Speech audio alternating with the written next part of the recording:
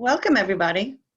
Yep, so glad to have you here. We're finally up and going. So we do this every month. I know most of you on this particular thing, since we're not on Facebook, are well aware of our monthly meetings. So I don't have to elaborate about that. So next slide.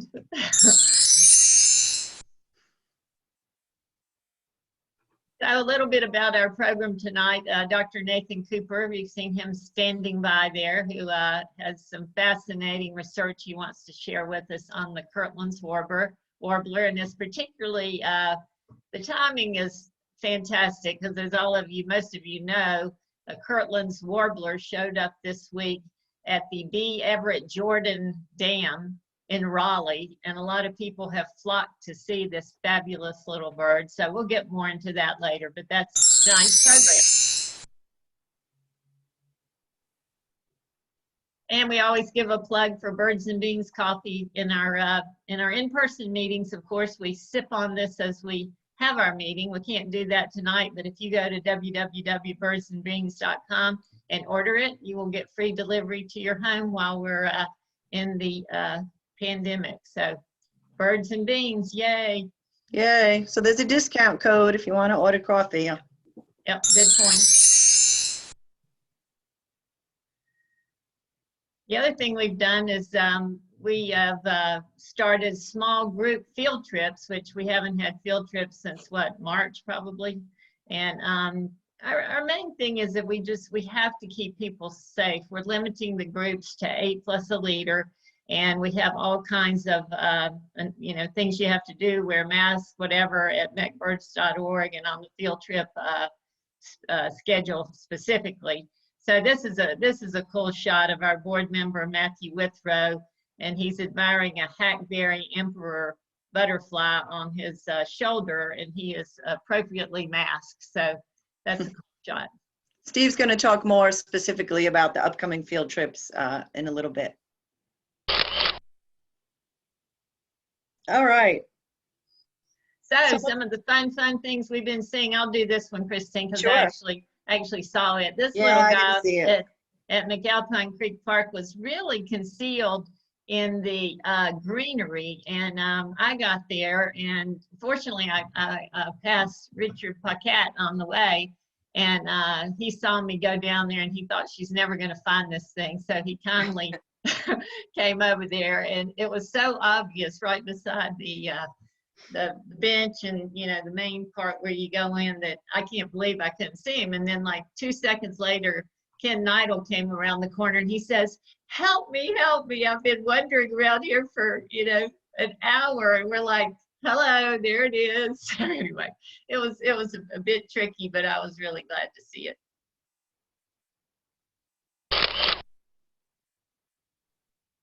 All right. So these are some shots by our field trip coordinator, Steve Coggin. Lake Norman had a bunch of rarities all summer, and this was one of them, a Sabin's gull. Lake Norman's a little rough. A lot of the birds, particularly the gulls, and that booby that was in town earlier this summer. Unless you have a boat or a friend with a boat, you're probably not fortunate enough to see it, but he was, and a bunch of other members were able to get out there as well.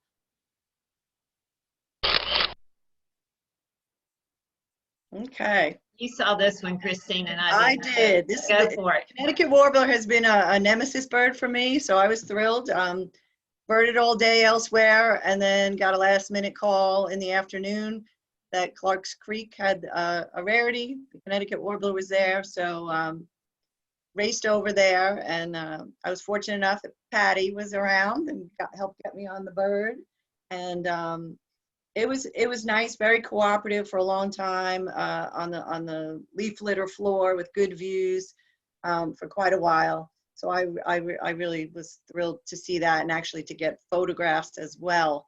And I just thought it was really neat while we were there to run into the Davis family. So Angie and her son Ethan and her mom Barbara all got on the Connecticut Warbler, and it was all a life bird for them. So I thought that was pretty cool. 3-generation life bird. So I took Very them. cool. They're looking pretty happy there. Yeah, that's neat. I love that. All right. Oh my gosh. Those of us who were at East Rowan High School last Friday night really had a fabulous show. Thanks to Steve Coggin, our field trip coordinator. Christine shot some great video of it, and you know, Steve estimated 7,500 birds. I was just sitting there with my mouth hanging open, and Christine was taking like 500 pictures and a video. So, talk, Christine. Yeah, so it's that time of year where they're coming into roost in bigger numbers before they migrate, and so this is a really popular event because it's quite a spectacle. Even if you're not a bird watcher, it's just really cool to see. And North Carolina Audubon just recently had a chimney swift night. Virtual swimming. Yeah, really. That some of you may have been fortunate enough to tune into, and if not, I would recommend trying to find it. I'm sure it's posted on their Facebook page or on their web link, the statewide Audubon, North Carolina. Curtis did the MC the event, and he has way more knowledge than we do about this whole phenomenon. And yeah, Curtis Smalling knows so much. I tried to watch when we were out there. He said that they usually go in, and I may have this backwards, head first, but then when it fills up, they start backing in. And I tried to watch to see if that was happening when we were at East Rowan, but I honestly couldn't tell. So. Yeah, it's pretty wild. It was, you know, they come in big swirls, and they do a bunch of practice passes before they finally start funneling in. You can see here now that it kind of builds this tornado, this funnel effect, and they finally start dropping in bigger numbers. But I couldn't believe the count, how many we just kept seeing going into that chimney. It was really phenomenal.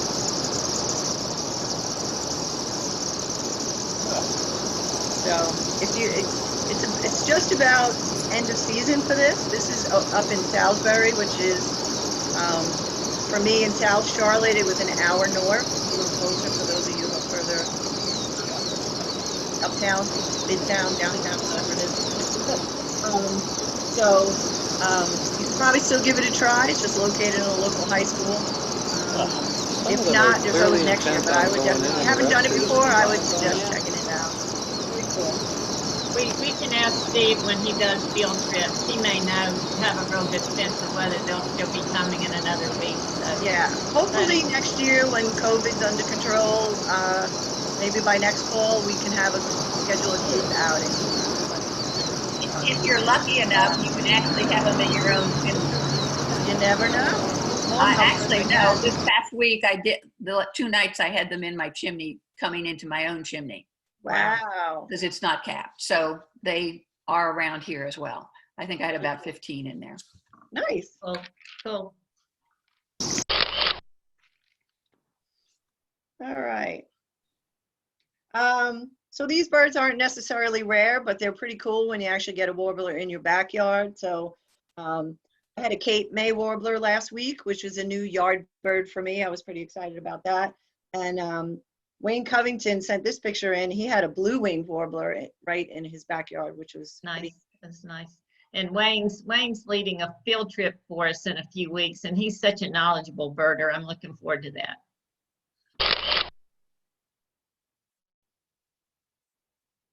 Okay, Jackson Park in Hendersonville. I was on this trip on September 26th, and there's some great pictures by Steve Coggin. I'll never forget Steve's target bird, and he'll be talking in a minute. He's the field trip coordinator, but his target bird was yellow-bellied flycatcher, which is a life bird for him, and that's you know, Steve has lots of life birds. So he was funny. He walked down the trail and he said, there it is. And we all looked, and he said, okay, I can go home now.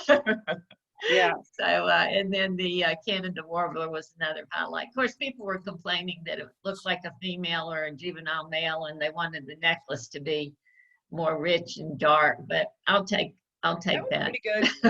Yeah. I'll take that one. You know, we had 13 different warbler species that day, and I thought it was a fantastic trip. It was. All right, here's the star of the show.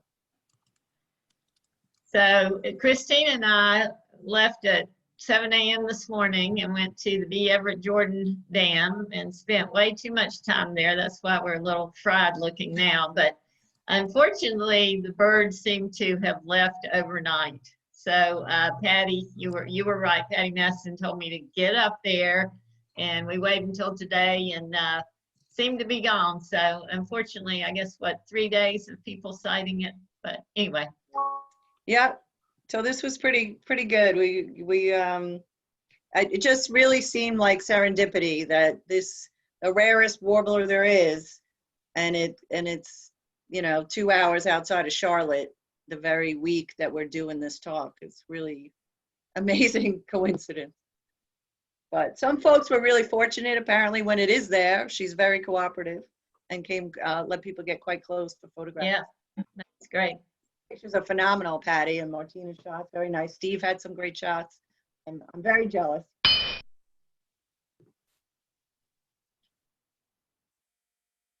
Okay, just a brief mention because we're behind schedule and we want to get to Dr. Cooper. So our great new website, all kinds of cool stuff on that, the usual hot spots, newsletters that are chock full of great information. You can join Mecklenburg Audubon. There's a photo gallery, and of course our bird walks and field trips are on there. So make sure you check that out. All right. This is just another quick reminder that now it's cooling off and the fall season is a perfect time to do some new plantings around your yard, and just a reminder to go native. And if you want to learn more about the benefits of going native, as well as using a suggestion guide where you can put in your zip code and they'll tell you what native plants are good for our area, just go to ncaudubon.org and they have a plants for birds section. So I will Also recommend it. Christine, if you Yep. Go to mcbirds.org Mhm. and then go to Be Bird Friendly, there's a host of materials in there, and it all includes the link to that particular site, but also a whole host of other things. It's the material that I used for the I'll say this right, gardening for wildlife at UNCC. Oh, great. There. Wonderful. So Yeah. that's under, it's on, if you go to the front page, scroll down, it'll be on, it says Be Bird Friendly, and it'll have a whole bunch of stuff there. Okay. Okay, moving on, on. everybody. Yep. This, I'm not going to elaborate on this. You guys can check it out. It's going to be recorded. We'll try to get it up on the website, but just a reminder that even though we're not able to get out nearly as much as we'd like, or we're limited by social distancing and masks, there's plenty of amazing virtual information out there now, fun programs, including stuff by North Carolina Wildlife Federation, and they're doing a talk on October 6th, coming up next week. And so Doug Tallamy is going to be talking about nature's best hope. So I'm sure he's going to touch a lot on those native plants we just talked about. I would recommend checking that out. That's the Hawk chapter. North Carolina Audubon does birdie office hours, a regular program that they have. National Audubon has a regular monthly program now. So check all this stuff out when you get time to go back to our recording, and we'll try to post that. But and we welcome you guys letting us know on Facebook or on our webpage any suggestions you have on other virtual things you think people might enjoy.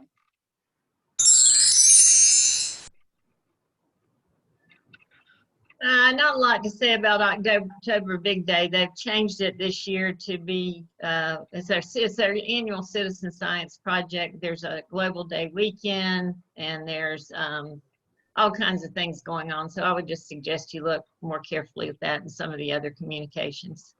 Yeah, we used to try to do a big sit around this time. With COVID, we can't quite do that, but all the more reason why it would be great for you to go to your favorite hotspot or just bird in your own yard and just get an eBird, and it automatically counts for Global Big Day. Yep. All right, more technology that we will not elaborate on, but I was just thinking I've really been enjoying checking out Birdcast. It's part of Cornell and eBird and a few other organizations where they help you forecast bird migration. And they have these really cool, you can see what's going on across America. There's a live map where you can check out how it's evolving in the upcoming day. And now they also have a cool thing where you can put in your city and it will give you a 3-day prediction of what's upcoming. So for example, yesterday the migration was considered low in Charlotte, but for today and tomorrow it's going to be high. So there'll probably be a bunch of birds moving on, but a new influx of birds. So it looks like it's going to be a great weekend for birding. So it kind of gives you a little heads up. And there's lots of other information. So that's Birdcast. If you're into that stuff and want to geek out, you can check that out.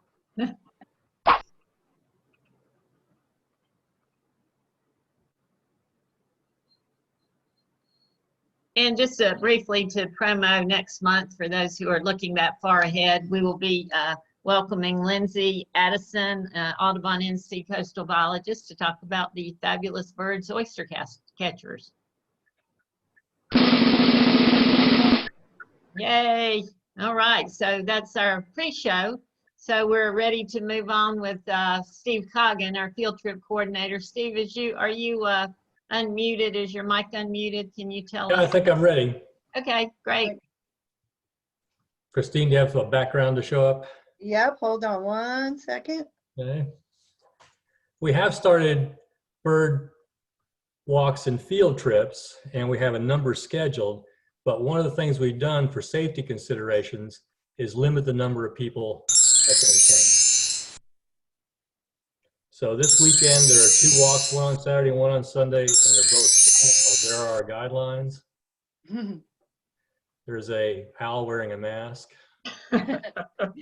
So because we're limiting, the big thing is just reminding everybody that you do have to register with the trip leader, because we're keeping a tight cap on the number of people who can come. But Right. even if it's full, I would recommend getting yourself on the wait list. You never know, we might do another trip. So this Yes. weekend, 2 walks, they're full. There's one in the middle of the week where there's spots available. Next weekend, there's one that's full, but the following week, there's several where there are places available. One of our most popular events is a trip to Huntington Beach State Park, South Carolina, and that one is now full. Yeah, it really happened fast. I think Judy just updated it. End of the month at PD National Wildlife Refuge, and then again PD in the middle of November. So Yeah, PD's great. I would recommend people get on that one if they can. So if you get closed out of a trip, just select another one. There are more coming. We're running 2 and 3 a week. So some in the week and some on the weekends. Okay, thank you very much, Steve. So Christine referenced a minute ago whether the Kirtland's warbler that we've seen this week was serendipity, or does she have ESP? Did she somehow know that Dr. Nathan Cooper was speaking to us tonight about her glorious tribe of winged wonders? We may never know. But here's Patty Maston, and she's going to introduce a man who has researched how that lovely little warbler lives and loves with a passion. Patty, tell us about Dr. Cooper. Are you unmuted for starters? Uh-oh. If you have questions during the presentation, make sure you put them in the chat. Patty, you have to unmute. There you go. I did. Hey, Patty. So can you hear me okay? Yeah, we can. Okay. So we're excited to have Dr. Nathan Cooper, who is a research ecologist at the Smithsonian Migratory Bird Center. He's compassionate about learning more about the behavioral ecology and conservation of migratory birds. To that end, Dr. Cooper studies how migratory birds interact with each other and their environments throughout the annual cycle. While often addressing basic science questions, all of his projects have a goal of informing effective conservation. His current project is focused on the ecology and conservation of the Kirtland's warbler, one of our rarest songbirds and one that nests only in the pines of the young jack pines in central Michigan. So we really welcome Dr. Nathan Cooper and are thrilled to have him. Thank you so much for that great introduction. Let me share my screen here and we'll get started. Does that look looking right? It does, yes. Great. Awesome. So I guess let's, again, thanks for that introduction. Thanks for the invitation. I always love, talking about Kirtland's Warblers. It's obviously a great passion of mine. So with that in mind, let's go ahead and get started. So, didn't work. There we go. So just a quick roadmap of where we're headed. First, I'll talk a little bit about the natural and conservation history of the species, and then talk about conservation reliance, what that is, and how we are thinking about trying to reduce it. And then we're going to switch gears pretty much completely and talk about the full annual cycle of this fascinating bird. And then finally, we'll talk about some of the future directions of my research that I think a general audience would find interesting. So our story starts on a lovely spring day back in 1851 in Ohio. Some fine gentlemen were out birding, and they saw a bird that they'd never seen before, and they could not identify it. So as was the case, often the case in that time, they promptly shot it and collected a specimen and still couldn't figure out what it was. So they gave it to the property owner, a man named Dr. Kirtland. Dr. Kirtland was primarily a businessman in the area, but he was also a renowned naturalist and ornithologist and really knew the flora and fauna of the area. And he too could not figure out what it was. So he gave it to a friend of his that happened to be passing through named Dr. Spencer Baird. Now, Dr. Baird worked at the Smithsonian Natural History Museum at the time. And so he took the specimen back and compared it against lots of other species and also couldn't figure out what it was. So he determined that he in fact had a new species on his hand, or at least one new to science. And he named it after his friend, Dr. Kirtland, and thus was born the Kirtland's Warbler. So that brings us to 1851. We've got a single bird found in Ohio somewhere, probably on migration. Wasn't until 1879 that the wintering grounds were discovered down in the Bahamas. A number of specimens and sightings happened down there over the next 15 or 20 years. And it wasn't until 1903 that the actual breeding grounds of this species was discovered. A researcher from a University of Michigan field museum traveled up to northern Michigan, took a canoe ride down the river, and heard an unfamiliar bird song, and got out and promptly discovered the breeding grounds of the Kirtland's Warbler. Now, of course, as is often the case, the locals apparently already knew of this bird. It's a quite obvious, loud singing bird, and they called it the Jack Pine Warbler. But nonetheless, it was sort of discovered till science in 1903, at least for the breeding grounds. So pretty much everything we came to learn about Kirtland's Warblers from the early 1900s until kind of the 60s and 70s largely came from the work of these two men, Harold Mayfield and Lawrence Walkinshaw. And I think they're both interesting cases because they were essentially amateur birders.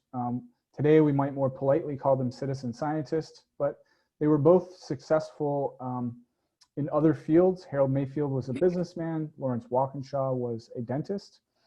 And in their spare time, they managed to publish over 400 scientific articles, a number of books, including each a separate book on the Kirtland's Warbler that is still very useful. I use it, every few weeks I poke into that and learn something new about Kirtland's Warblers.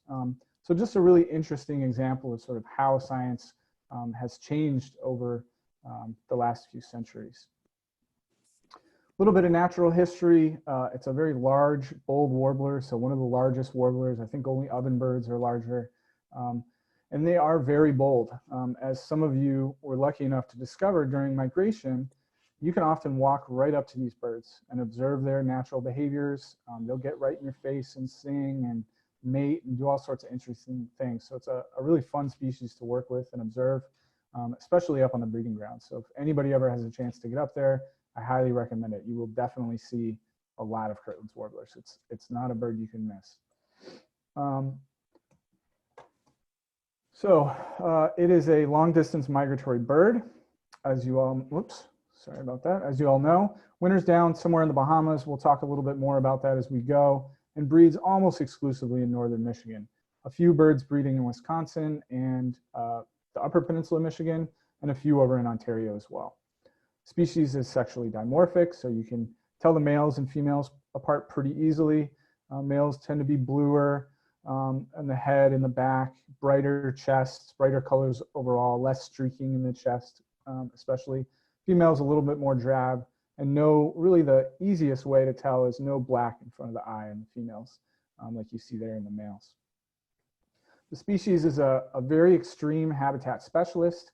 Will breed almost exclusively only in sort of 5 to 20-year-old jack pine habitat. That's what this photo here shows. It looks much like a Christmas tree farm when you're walking around in it. Trees will be anywhere from sort of knee-high to a few feet over your head. Once the habitat gets any older than that, they just move right out. The most important thing about this bird, however, is that it was my mom's favorite bird. So she had been sort of following the history of this bird for a long time, and when I was in college would cut out newspaper clippings and show me, and then really just by total chance I ended up working with this species, and so we got to share a lot of really great moments out in the field. Got to show her a Kirtland's Warbler in the hand up close, and she couldn't have been more excited. So that was really special for the both of us. So probably aren't going to be able to hear the song, unfortunately, but just wanted to give you a taste of what these guys look like on the breeding grounds. Here's a male singing his little head off. This is about all they do during the breeding season. They will feed young, but they don't help build the nest. So they spend most of their day doing exactly what you see here.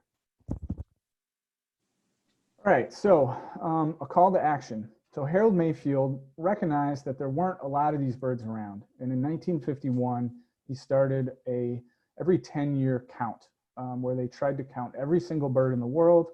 In 1951, they found just over 400 birds.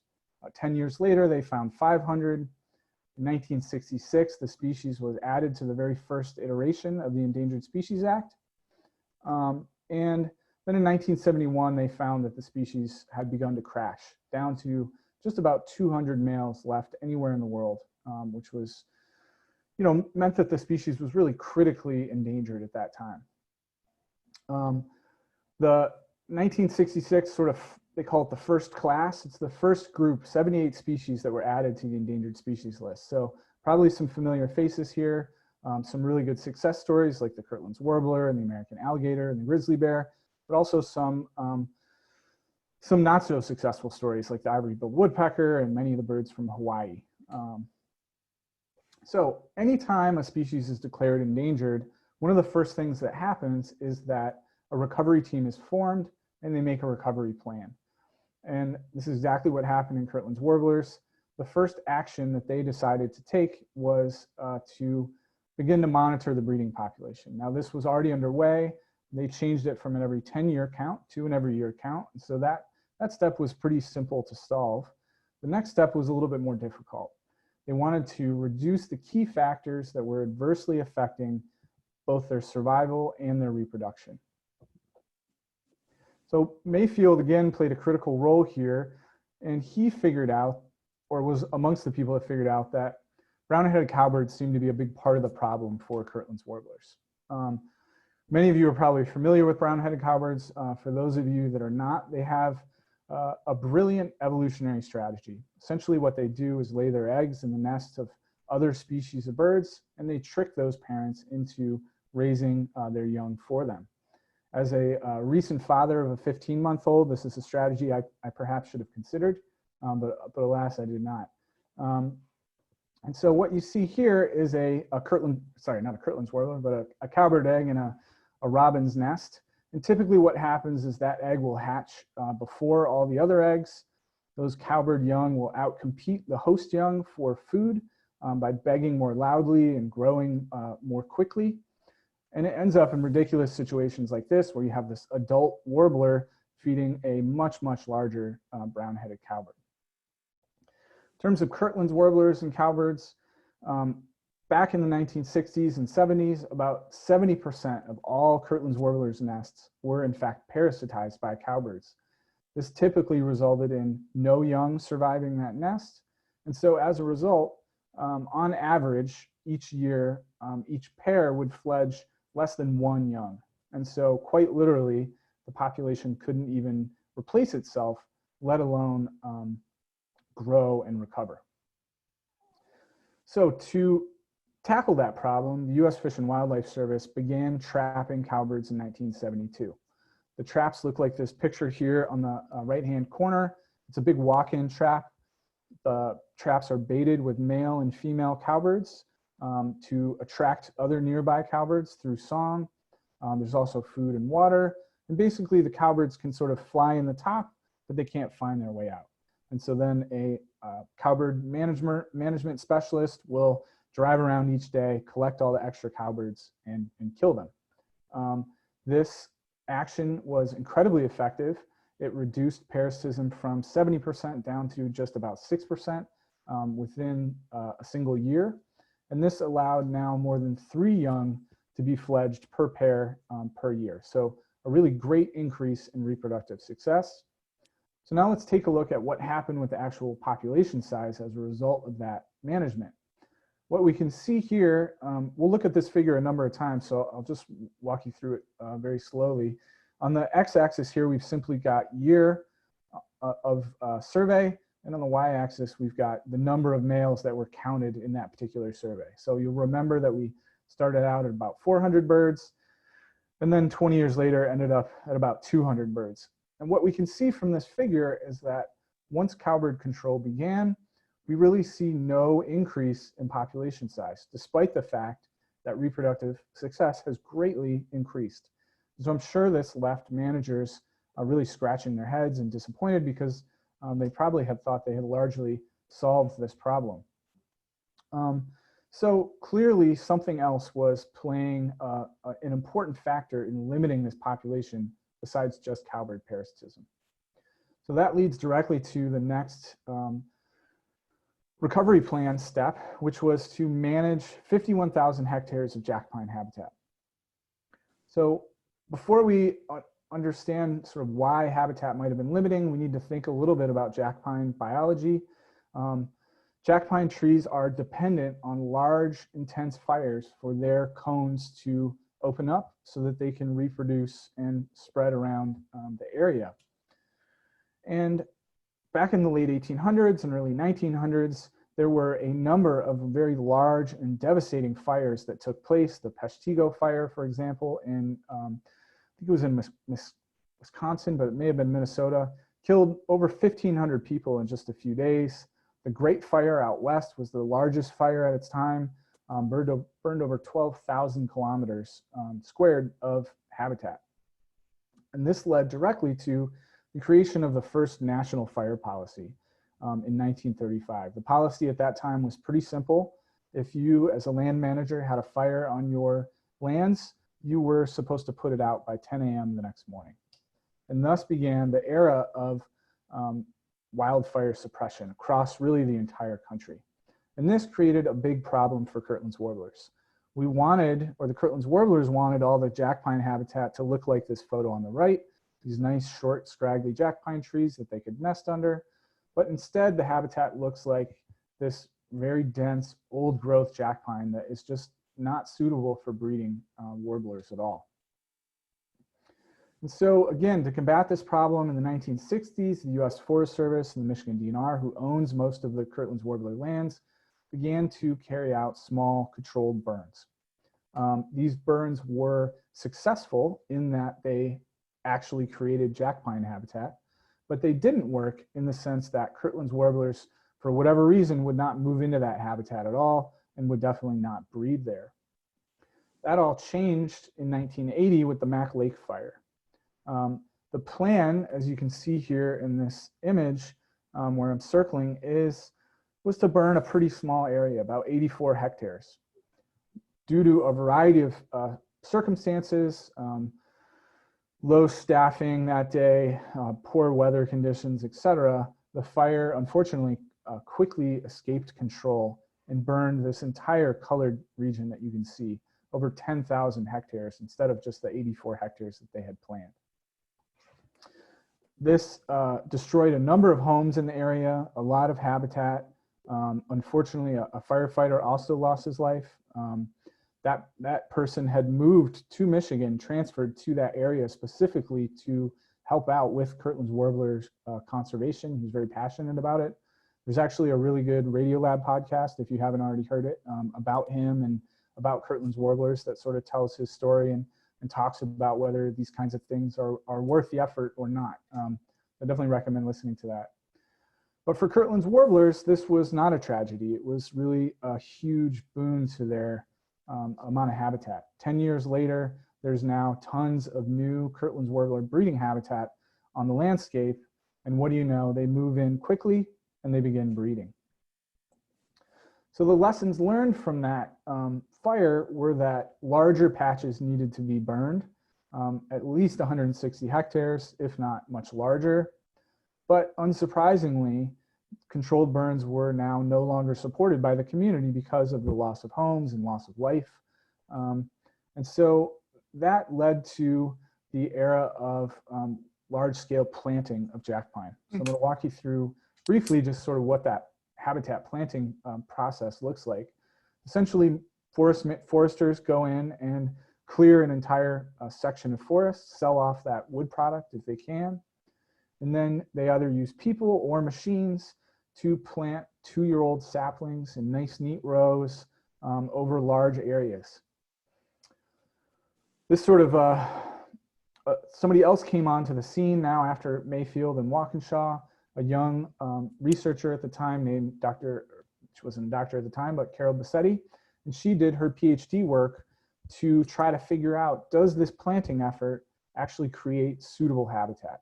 And what she was able to show through her really important work was that plantations were a success in multiple ways. One, Kirtland's Warblers moved in and at least occupied those habitats. They were able to pair, so the females were also coming along, and they were able to successfully raise young as well. And she showed that the plantations and the fire-created habitat were roughly equal in terms of their overall quality for Kirtland's Warblers. So here we see an aerial photo of a stand of Kirtland's Warbler planted habitat. And what you can see here is some very dense green areas. Those are the jack pine trees in nice, neat rows. And you also see some lighter colored green diamonds. These diamonds are openings that are left intentionally because Kirtland's Warblers, in fact, like to breed near the openings, but they like to forage in the dense jack pine trees. And so managers found that this particular pattern was the most efficient way that they could plant Kirtland's Warblers, plant jack pine trees and create Kirtland's Warbler habitat. This is what is known affectionately by foresters in the area as a Kirtland's Warbler factory. You literally just have to plant the habitat and out pops lots and lots of Kirtland's Warblers. So let's take a look at what actually happened with the population. We'll start here in 1980 with the Mac Lake fire. We've got just about 200 males left in the wild, and that population remains more or less stable, dropping down to about just 167 males left in the wild in 1987. But by 1991, the recovery began. And we see those birds moving into the Mac Lake created habitat, starting to breed and reproduce at record numbers. And the population really just took off from there. In 2001, the recovery goal was met for the very first time.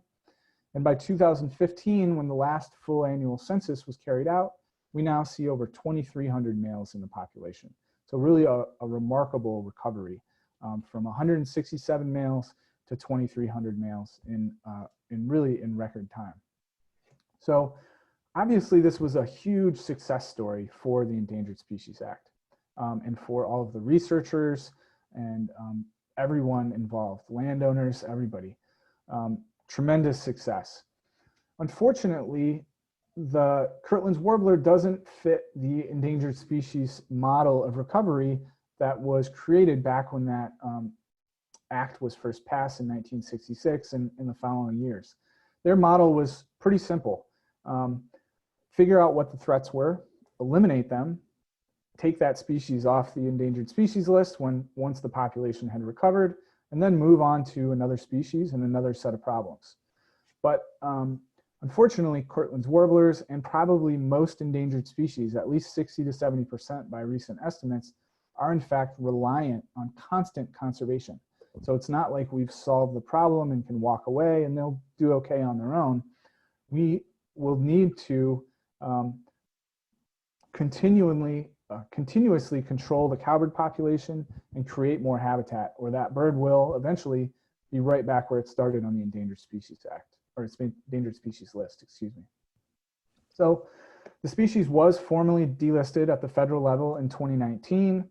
And the problem with that is really that all of the federal funding disappears in terms of what had been paying for habitat management and especially cowbird control.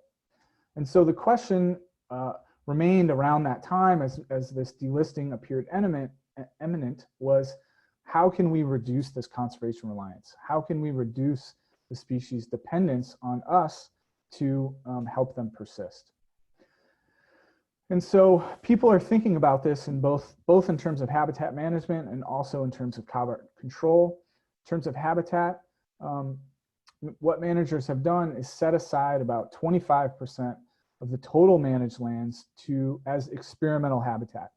In this experimental habitat, they want to try a variety of different things to boost the profitability of the timber product or lower the costs, or both, so that they can more cheaply and more efficiently make Kirtland's warbler habitat.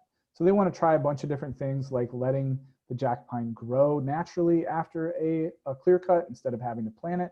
That would certainly save money. They want to try to go in and thin, taking out some of the trees so that the remaining trees can go straighter and taller and be more profitable when they go to sell them. And they've also thought about trying to incorporate other more high value timber products like red pine, for example, into those plantings so that they can make more money off of those timber sales. I won't say anything more about the habitat management side. I'm not directly involved in that, but we'll talk quite a bit more about the cowbird control program. So here we see a map of northern lower peninsula of Michigan. The little white dots you can't see very well right now are basically every place that Kirtland's warblers breed in the state. And the yellow thumbtacks represent each individual cowbird trap that was set back in 2013, 2014. The general principle of the program was to build a trap within a mile of every Kirtland's warbler in the state to protect them. So that resulted in anywhere from 50 to 70 traps, depending on the year and the configuration of the population.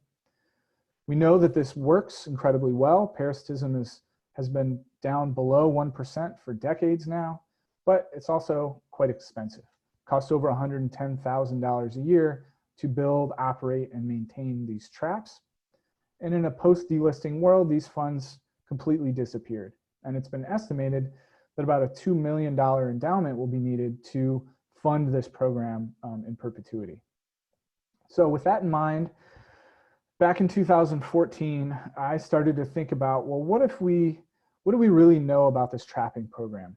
Does it need to be as extensive as it is? Might we be able to reduce it and get the same result and save money?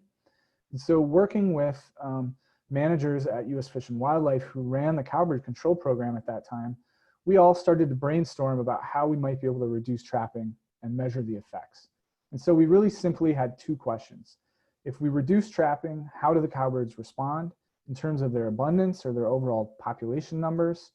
And then how does the parasitism rate on Kirtland's warbler's nest actually change? Excuse me. So again, here we see the historical arrangement of traps back in 2014.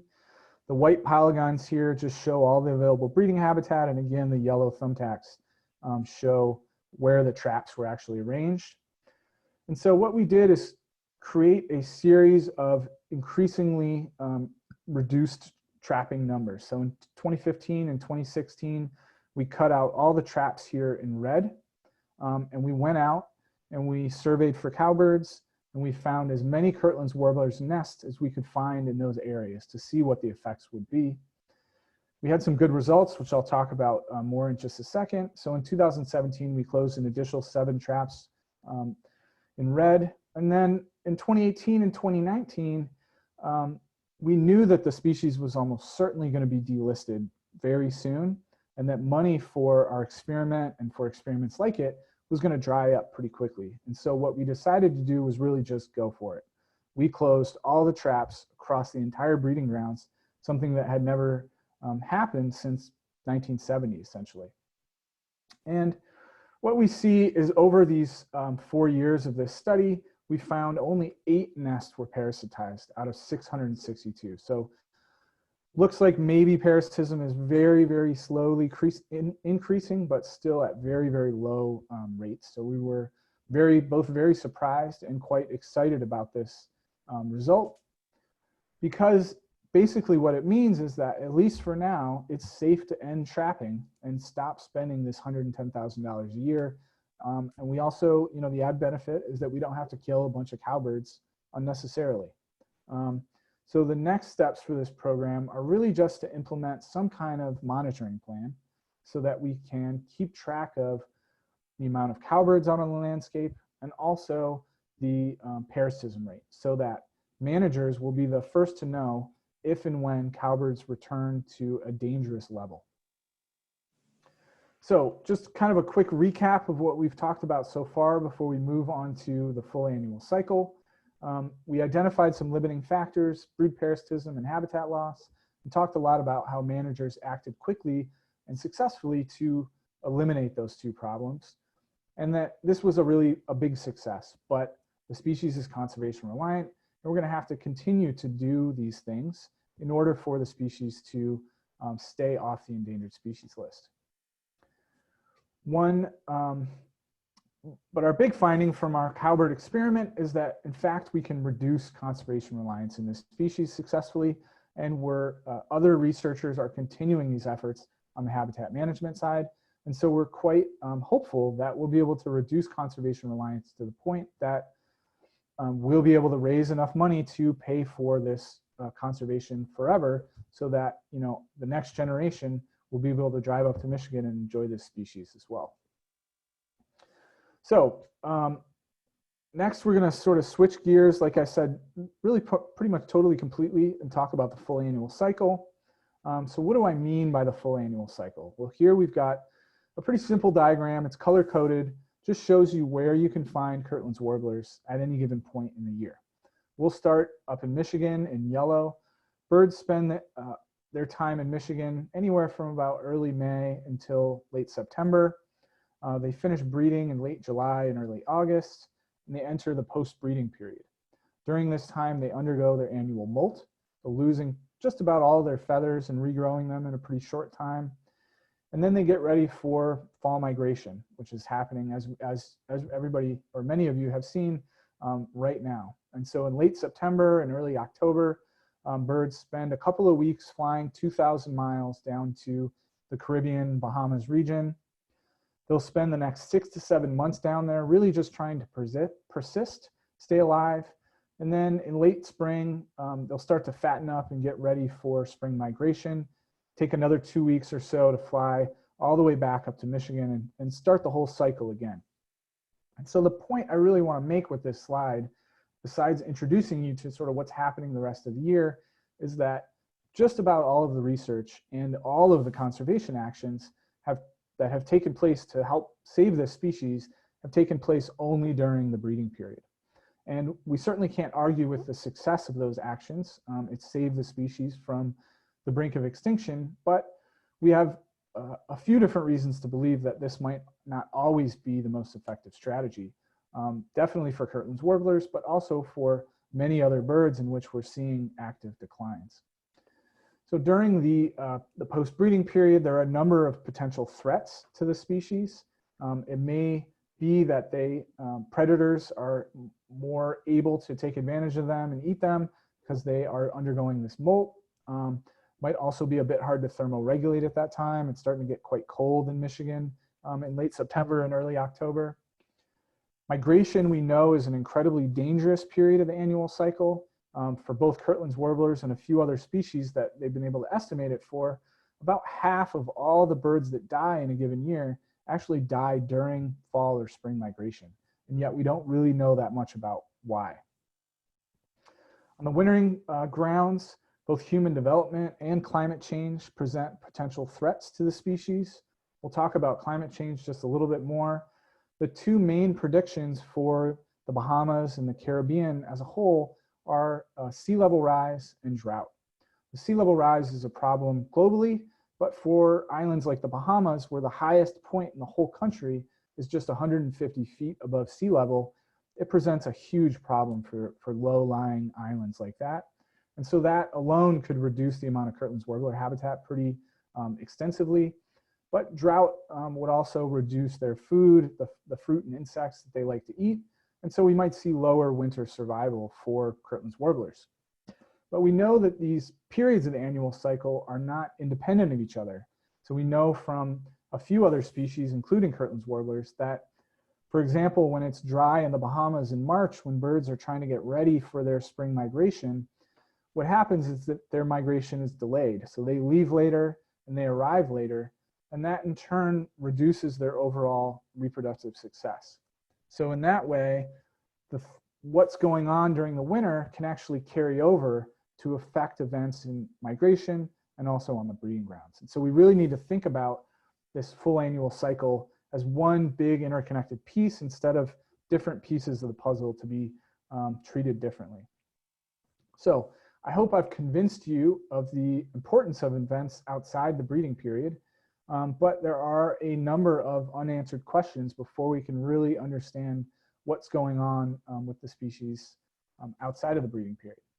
We don't know where the important wintering sites are. We're not sure why migration mortality is so high. We don't know whether stopover habitat, like you discovered in North Carolina, perhaps it's limited or perhaps it's being destroyed. We don't even know really what habitat they tend to use during stopover. And so to get at these questions, the first thing we really need to understand more is Kirtland's warbler biogeography. More simply put, where do Kirtland's warbler winter and what are their actual migration routes? And so with those two things in mind, when I started my postdoc back in 2014, I designed a number of studies to really try to hone down on these questions and find good answers. So I used a variety of methods to try to answer these questions, and I'm not going to go into them in too much detail, but in terms of trying to figure out where they winter, we use data from a tracking device called the light level geolocator that I'll explain in just a minute. We also used 10 years of on-the-ground surveys in the Bahamas, and we also used eBird from citizen scientists like yourselves. For migration, the data really just come from the tracking devices themselves. So those tracking devices, you may or may not have heard of them before. They're called light level geolocators. You can see a picture of one here in one of my research assistant's hands. And it has three simple pieces: a battery to power it, a computer to save the data, and a little stalk on the end of it that all it does is every 2 minutes, it records the intensity of the ambient light wherever it is. It's on the bird's back. So it records the intensity of sunlight, essentially. Now you might be asking, what does that tell you about where a bird is located at any given time? But what we're able to do through some fairly complicated methods is take advantage of the fact that sunrise and sunset and the total length of the day varies predictably depending on where you are on the globe. And so we can sort of reverse calculate a bird's position by estimating when sunrise and sunset happened when the device was on that bird's back. So these devices are really small. When I give this talk in person, I always hand a few out just so you can see just how tiny they are. They weigh just a half a gram. Unfortunately, the method works, but there's a lot of error. So the closest we can get in terms of accuracy is about 150 kilometers, which is a pretty big amount of error. And so we can take a look at exactly what that error looks like here in this image.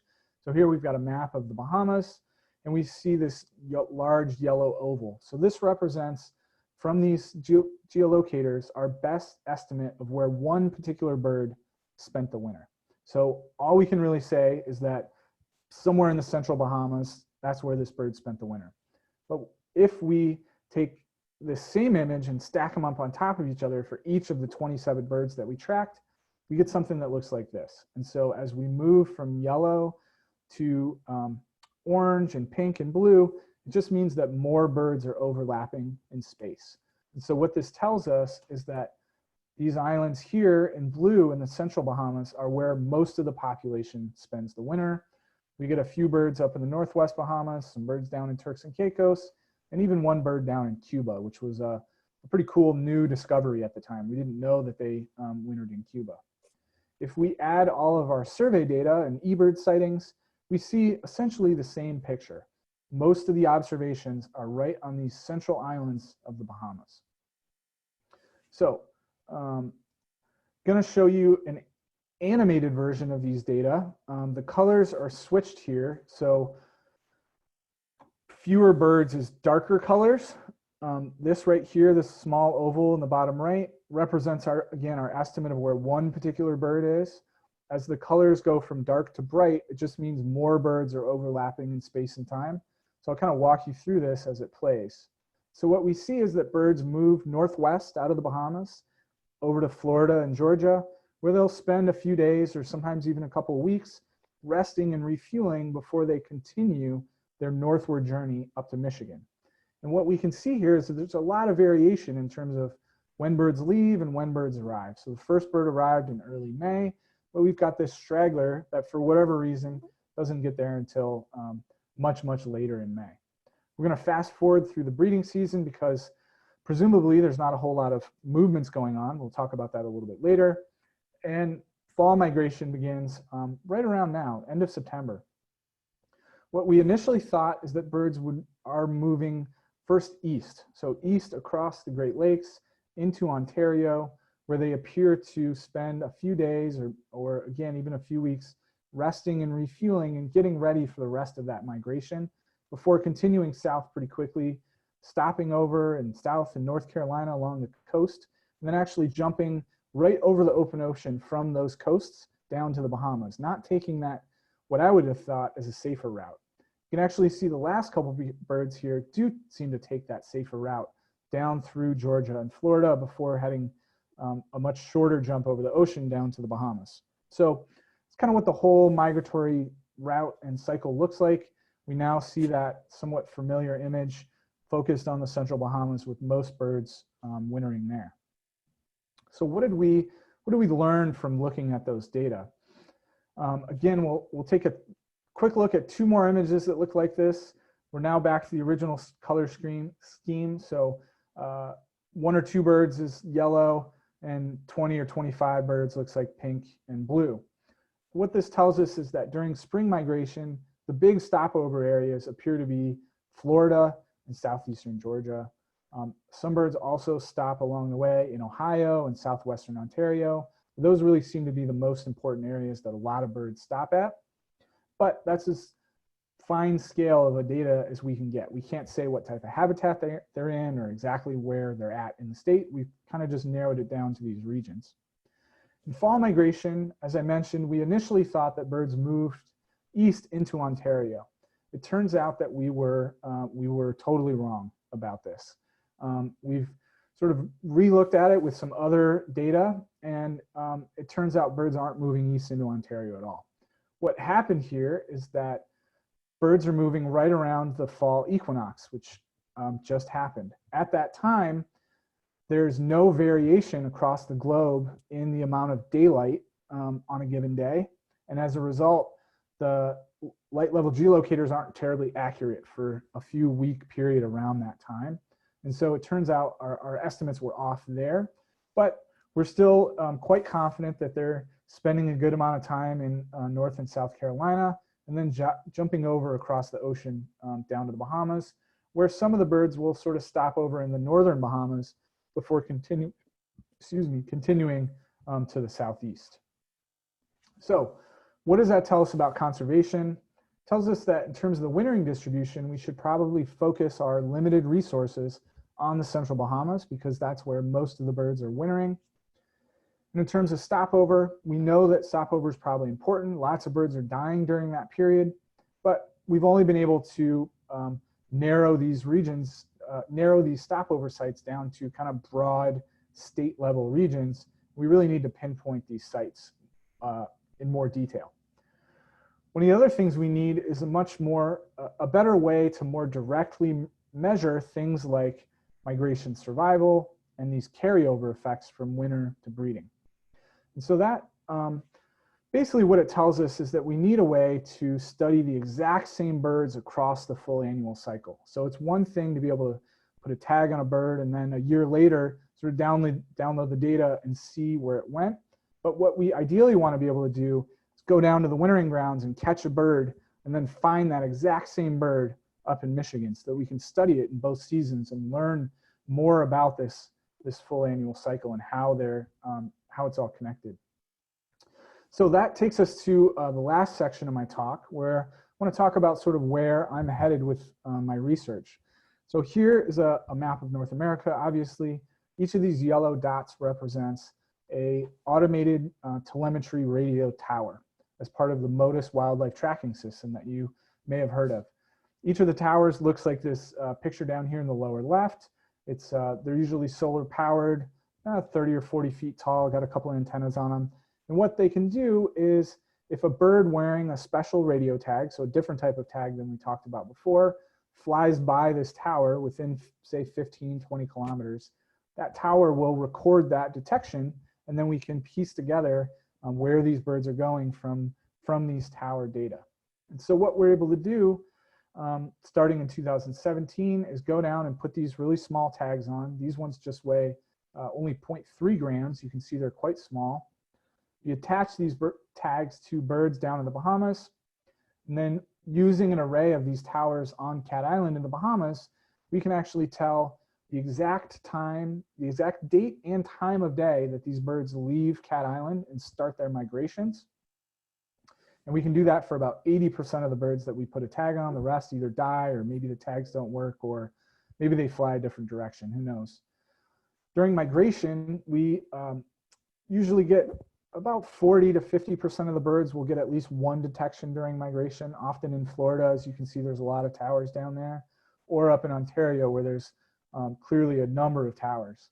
The really exciting thing is that as these birds arrive to Michigan, we're able to relocate, recapture, and study these exact same individuals that we tagged down in the Bahamas with a success rate of about 70%.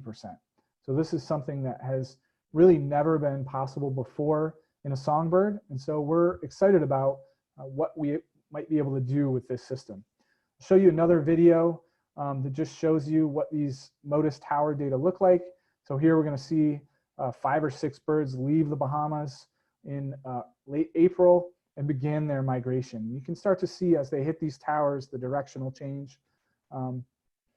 We don't have any information about how the bird is moving in between towers, so the paths are somewhat estimated, but nonetheless, it gives you an idea of sort of what we're able to do with this new and improved tracking system. And as you can see, just as before, by the end of May, pretty much all the birds are back up on the breeding grounds. So we're hoping to use this new study system to, again, study things like carryover effects and migration mortality, try to pinpoint some of these stopover locations. But we've been really sidetracked over the last year by an entirely unexpected finding. So we've discovered some hidden movements during the breeding season. Now, if you remember, I said when we watched this video that, we'll sort of fast forward through the breeding season, nothing interesting is happening in terms of large scale movements. But it turns out our devices were just not accurate enough to actually detect these movements. When we look at it with our new MODIS system, what we found was really quite shocking. So here we've got one last video showing all the Kirtland's warbler habitat in, pause it real quick. The black polygons are all the Kirtland's warbler habitat. These little black diamonds are the MODIS towers that we've set up. And we're going to start to see these colored tracks, birds arriving back to the breeding grounds. You'll notice both white tracks and colored tracks, and pay special attention to the colored tracks as we go. So right around May 10th, we see arrival begin, and a few birds first, and then more and more as time goes on. Arrival's really picking up now in kind of mid-May. And right around late May, early June, that arrival is going to start to taper off now that most of the birds are back on the breeding grounds. You can see the birds settle pretty quickly and then stop moving around. Late May, birds start to begin the nests and start incubating their eggs. And you can see movement has pretty much stopped except for a few very late arrivers. But what we're going to see is that once these eggs hatch and the birds start feeding their young, we're going to see something totally unexpected. Birds are going to start moving 5, 10, up to 75 kilometers away right during the middle of the breeding season when we expected all the birds to be on their tiny breeding territories. And what we figured out is that most of these birds are actually non-breeding birds. So they're mostly young, but not entirely, mostly young birds that failed to find a breeding spot. And so they're presumably flying around trying to find a breeding spot for that year, but maybe also trying to figure out where else did other birds successfully breed.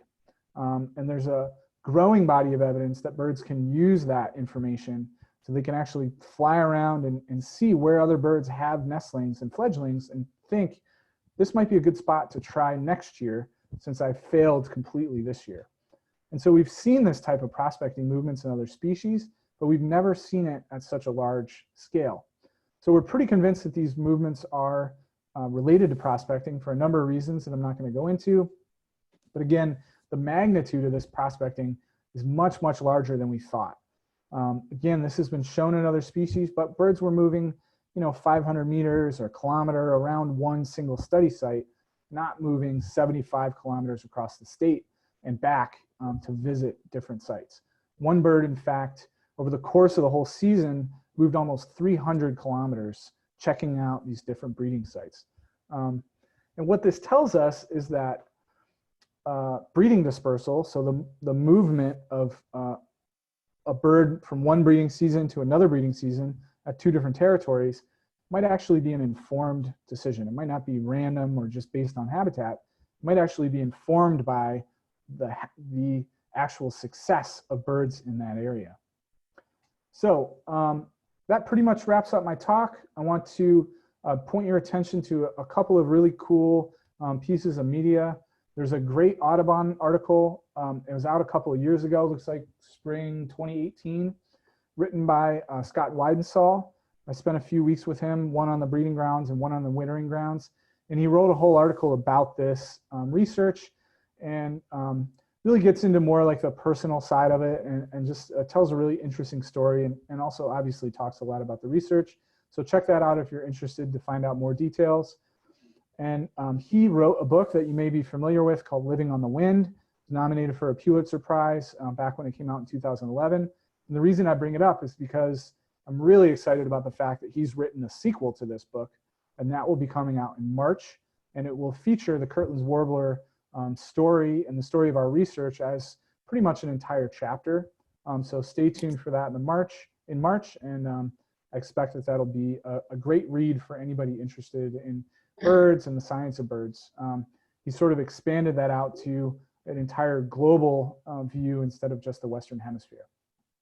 So with that, I just briefly want to thank all of the funders and collaborators that have gone into helping me with all of the research that I was able to show you today. And with that, I would be more than happy to answer any questions that you might have. Okay, thank you so much. Christine, are you on top of the Zoom questions, or Natasha, do you want to ask Nathan questions? Sure. We've got a couple that came in. The first one is from Diane. She's asking if there's any signs of cowbirds coming back from eBird, CBCs, or other sources. So far, no. So we've been doing point counts. I didn't mention we've been doing surveys for cowbirds in Kirtland's warbler habitat every year since we started the experiment, and the population is very low. So we often find 10 or 20 cowbirds a year. Just to give you a frame of reference, in the height of the cowbird control program, they were killing thousands of birds in a particular year. And so in the paper in which we describe this experiment, one of the things, one of the obvious questions is the trapping program itself what led to that low population number? And we used BBC data some breeding bird survey data to look across the entire continent of North America, what's happening with cowbirds. And it turns out they're actually decreasing in most areas. There's a few core areas in the Midwest where they're doing pretty well, but across both the breeding grounds and the greater region and sort of the continent, they seem to be declining. And so, at least for now, they don't seem to be increasing, but we're definitely want to make sure we're the first to know if they are. Okay. Judy asked, has there ever been a record of a Kirtland warbler staying in the Southeast? You mean like spending the whole breeding season down in Florida or Georgia or something like that? No, not that I'm aware of. Overall, there have been very few sightings on migration, and so the people in this group that were able to make it out are incredibly lucky. You know, sightings are on the order of a few hundred, not thousands, but as far as I know, that has never been recorded. Okay. She also wondered, how did the hurricane that hit the Bahamas affect the wintering area? That's a great question, one that a lot of people ask me. So luckily for Kirtland's warblers, the hurricane hit mostly affected the Abacos, which are islands just to the north of where most Kirtland's warblers winter. And I actually spent about 5 weeks or 4 weeks on Abaco looking for Kirtland's warblers. And that winter we found only 5 birds. So there's very low numbers. So it probably didn't affect the population too much, but if it had been literally even 50 miles south, it would have taken out one of the biggest populations of wintering Kirtland's warblers. Now that being said, it would certainly be bad for a Kirtland's warbler to be caught in the middle of a hurricane. I would imagine, you know, some birds would die, to say the least. But just like on the breeding grounds, on the wintering grounds, the Kirtland's warblers really like this short, scrubby habitat. You can see actually in a couple of these still images exactly what the wintering habitat looks like. And without constant disturbances like hurricanes or fire, that habitat doesn't get remade into this nice short habitat. So hurricanes are probably one of the ways in which new habitat is created on the wintering grounds. So in the end, maybe good for Kirtland's warblers. We may find on Abaco that there are in fact more Kirtland's warblers in the future, but only time will tell. There's certainly a few of my colleagues are doing surveys to try to figure that out. Okay. Melody wanted to know, where on the bird do you place the tag and how do you make sure that it stays secure? Sure, that's a great question. You can, on the right-hand image where my cursor is, you can just barely make out the actual tag. It's that white spot that my cursor is on. So we place the tag kind of low on the bird's back, and there's 2 loops. They basically wear it like a backpack, but the loops go around their legs instead of around their wings. So we don't want to interfere with their flying at all. So we keep it away from their wings. It goes around their legs. Make sure it's nice and tight. And it's been a tried and true method that very, very few tags fall off or cause problems for the bird. Michelle asked, why so many Motus towers in Ontario and hardly any in the central US along the migration route? It's a great question. It's a very obvious hole in the system. The simplest answer is that Bird Studies Canada, they started the Motus program, and they sort of helped pioneer that technology. And their test system was to put up like 100 towers in Ontario and figure out how it worked and what they could do with it. And so there's a lot of towers there, and that map I used is a little bit outdated. There's more and more towers coming online every day, but they're still pretty much mostly in Ontario and the coasts. But we're hoping more and more people will build them all the time. Okay. Jill asked, what do they eat on the wintering grounds? So on the wintering grounds, they primarily eat, well, basically only eat small insects and very, very small little fruits. There's a plant called lantana, wild sage, that gets into Florida. I don't know if it gets up as far as the Carolinas or not, but it produces a very, very tiny fruit. And they do seem partial to those fruits and a few other similar fruits, but basically insects and fruits. On the breeding grounds, they basically just eat insects until the blueberries come out in August and September, and then at least the young will eat blueberries as well. Okay. Shannon asks, is it possible for the jack pine to grow in other states or places if we start a factory? So it is, for the most part, not in the US. So the kind of the southern limit of jack pine is right around that northern Michigan area. It doesn't grow a whole lot farther to the south. You do get it in places like Wisconsin a bit, and so there are some Kirtland's warblers there. But there's a vast expanses of jack pine habitat to the north in Ontario and Canada, and yet we have very few records of Kirtland's warblers up there. And we're not entirely sure why. They didn't just move up there when things were so bad down in Michigan. Okay. Patty's wondering, how much does a tower cost to put up? It varies on a variety of aspects, but anywhere from, I'd say, like $2,000 to $3,500, something like that. Pretty easy to build.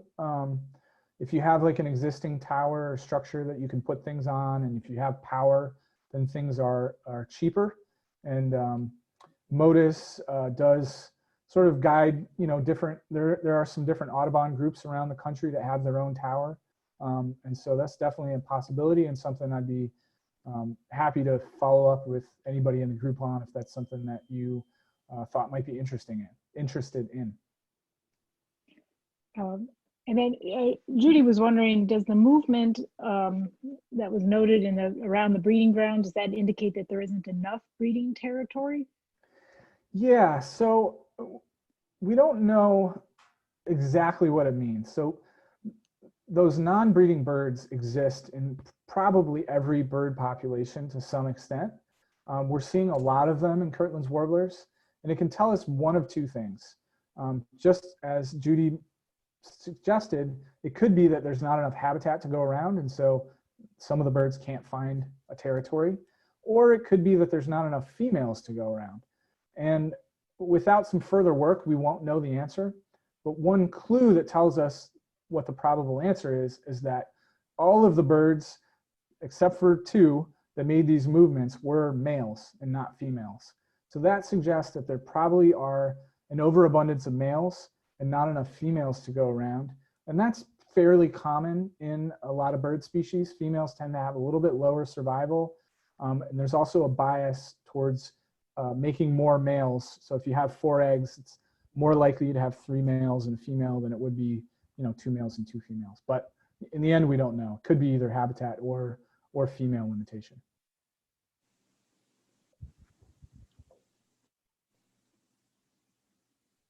If anyone else has questions, you can put them in the chat. Okay. I'm That sorry, was great. did I miss the answer to Shannon's question about whether or not we could, being we know they like jack pine, are there places we can get jack pine to grow? Can we try to build a factory elsewhere to support them? Yeah, I think you might have missed it. Essentially, I'm sorry. No, it's okay. Essentially, the answer is no. It's very the farthest south that it will really grow is kind of like Michigan and in Wisconsin. So there's tons of it up in Canada, but it doesn't grow that far south. Now it did, interestingly, back during the last glaciation, was probably Kirtland's warblers were probably breeding in the Carolinas or Georgia. Oh. But that as the glaciers retreated and temperatures warmed, jack pine slowly moved, and Kirtland's warblers followed, their receding breeding grounds. Right. Wow. Very cool. Very cool. Well, I guess, do we have anything else? Did we address Martina's question? Why is it so important? They went away, but I don't think you did. I see it right there. Yeah. Why is it so important about jack pine versus other pine species to the Kirtland warbler?